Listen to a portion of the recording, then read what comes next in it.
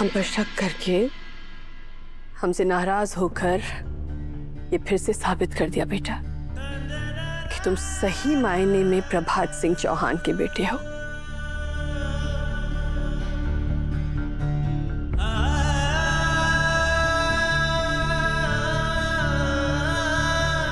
तुम अपनी पत्नी के खिलाफ ना कुछ गलत कर सकते हो, ना कुछ गलत होते हुए देख सकते हो, और इसके लिए तुम अपनी मासा के खिलाफ भी जा सकते हो। चाहे कितनी भी मुश्किल हो, तुमने साथ नहीं छोड़ा, बिल्कुल अपने पापा सा की तरह। तुमने वसुधा का साथ देकर आज ये साबित कर दिया बेटा कि हमने अपने बेटों को अच्छी परवरिश दी।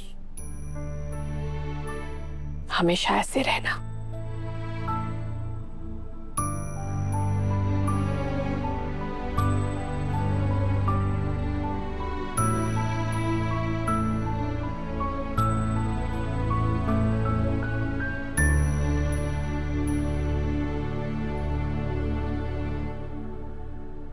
देखा दादी साहब, मेरी मासा गलत नहीं थी। वो वसु का कभी बुरा कर ही नहीं सकती। मैंने कहा था ना आपसे, वो भी हमारी तरह वसु के साथ है, उसका साथ दे रही। दादी साहब, दादी साहब,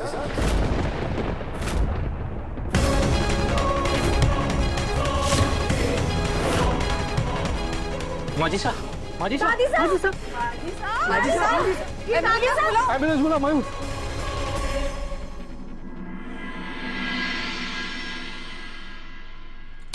इनको सीटी स्कैन में लेके चलिए और पूरा न्यूरोलॉजिकल पैनल तैयार रखिए।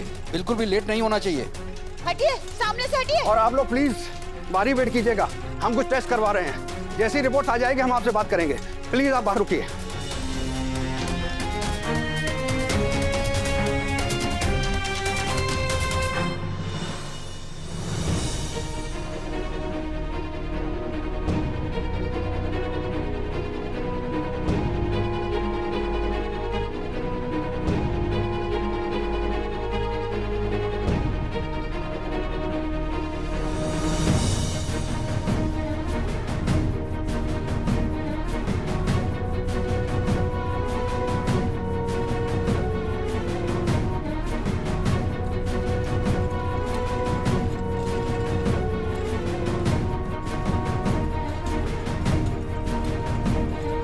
बताइए ना डॉक्टर, सब ठीक है ना?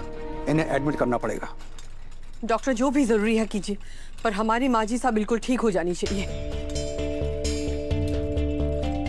डॉक्टर, दादी साहब को हुआ क्या? वो अचानक बेहोश क्यों हो गई? आप लोग प्लीज मेरे केबिन में आइए।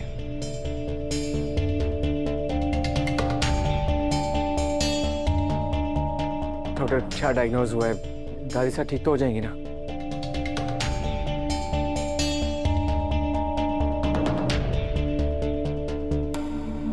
ये देखिए, आपकी दादी को ब्रेन ट्यूमर हुआ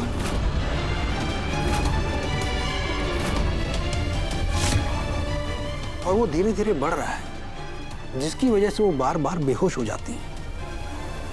डॉक्टर, कोई तो ट्रीटमेंट होगा, कोई तो रास्ता बताइए। देखिए, ट्यूमर काफी बढ़ चुका है, इसलिए अब दवाई तो काम नहीं करेगी।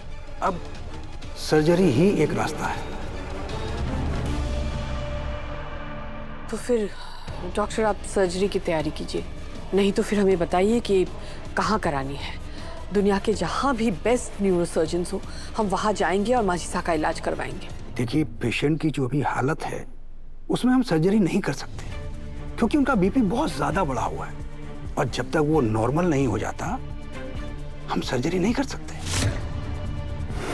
और वैसे भी ये ऑपरेशन बहुत रिस्की होने वाला है, इसमें बहुत ज्यादा खतरा है, लेकिन इसके अलावा हमारे पास और कोई रास्ता भी नहीं है। अगर हम ये ऑपरेशन नहीं करते हैं तो पेशेंट की कंडीशन दिन ब दिन खराब होती चली जाएगी। बस आप ऐसे समझिए कि ये ट्यूमर एक टिकिंग टाइम बॉम्ब की तरह है। अगर हमने इसे डिफ्यूज नहीं किया तो ये कभी भी फट सकता है।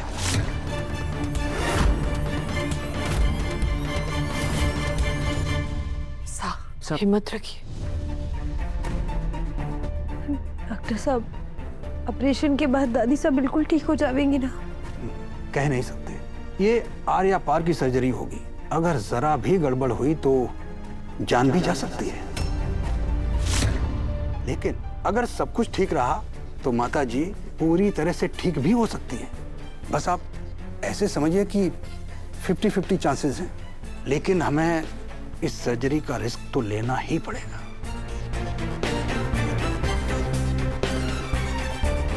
हिम्मत रखिए सा, कुछ नहीं होगा माँ जी सा को।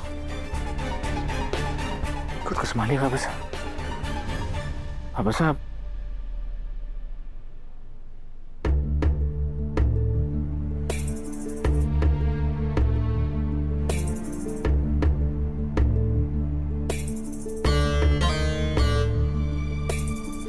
जीती रहे, खुश रहे। अब से तुम्हारे को दादी सा नहीं, संतोष कह के बुलावेंगी। अरे हनुमान, बेटी के विदाई का मुहूर्त आ गया है।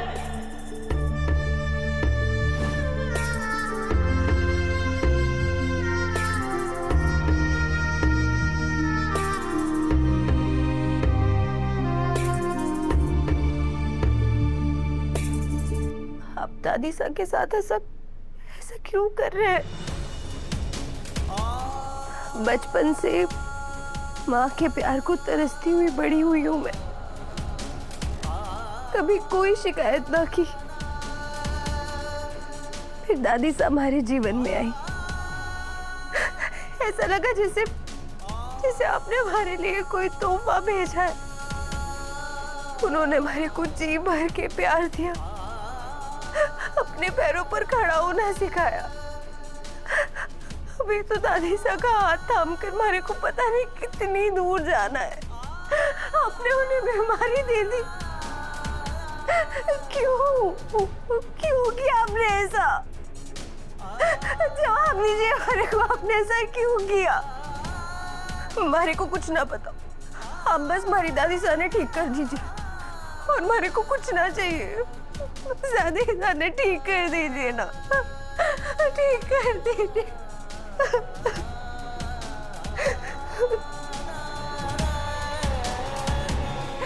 बाबा सा,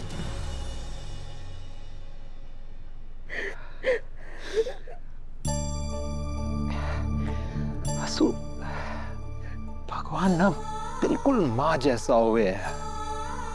अपने बच्चों ने सिर्फ देना ही जाने है, बस इन पर ना भरोसा रखना पड़े है, जो तू तो हमेशा ही रखे है इन पे। आज भी रख।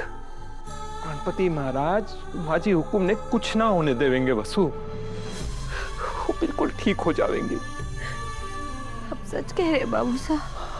हाँ बिल्कुल। देख, विश्वास में ना बहुत बड़ी ताकत हो है। बस तू पूरे मन से अपने भगवान पर विश्वास रख, प्रार्थना कर, फिर चाहे कितना भी मुश्किल ऑपरेशन होए, थारा विश्वास माजी हुकुम ने वापस लेकर आवेगा वसु।